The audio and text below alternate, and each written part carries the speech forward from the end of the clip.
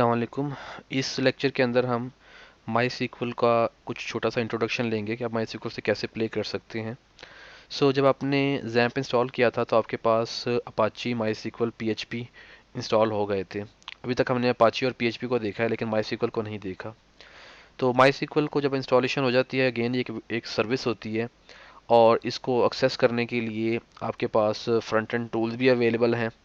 लेकिन जैम्प के साथ एक वेब बेस्ड टूल साथ ही आता है। अगर आपने ये इस्तेमाल करना हो आप ये इस्तेमाल कर सकते हैं, वरना आप एक वर्क बेंच के नाम से एक टूल अवेलेबल है फ्री ऑफ कॉस्ट, उसको डाउनलोड करें, उसको इंस्टॉल कर सकते हैं।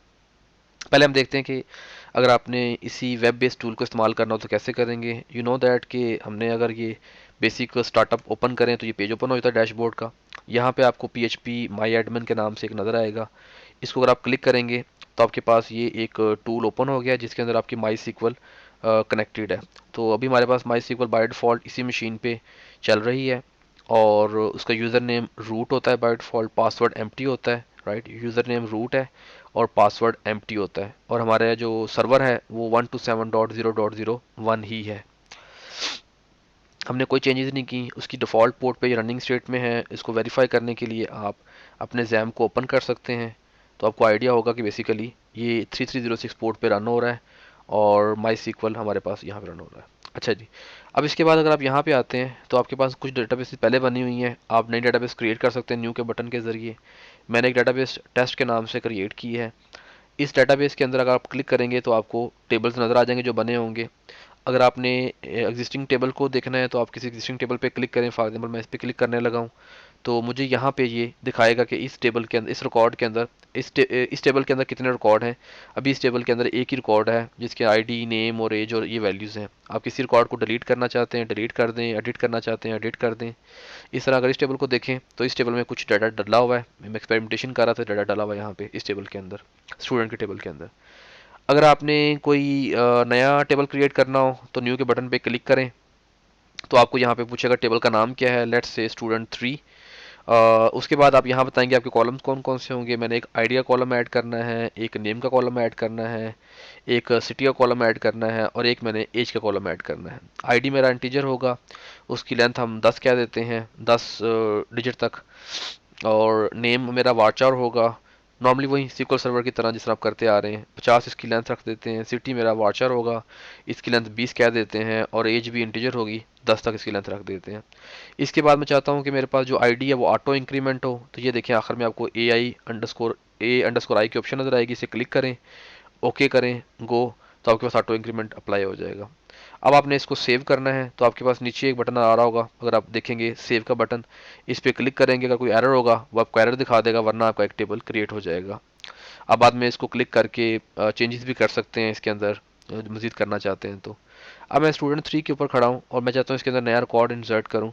तो आपके पास ये इंसर्ट की ऑप्शन है। अगर आपने क्वेरी लगानी है, कोई सर्चिंग वगैरह करनी है तो आप SQL या सर्च की ऑप्शन यूज़ कर सकते हैं। मैं रिकॉर्ड इंसर्ट करना चाहता हूँ, यहाँ पे आता हूँ।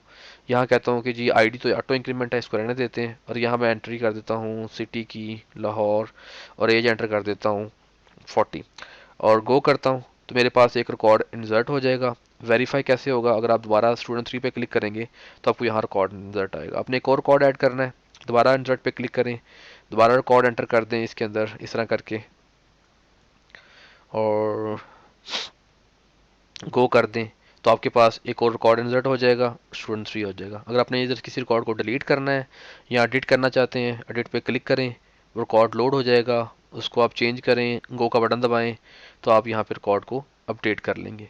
थोड़ा सा कंफ्यूजिंग लगेगा आपको इंटरफेस, लेकिन थोड़ा सा अगर आप इसको प्ले करेंगे तो इट्स वेरी स्ट्रेट फॉरवर्ड।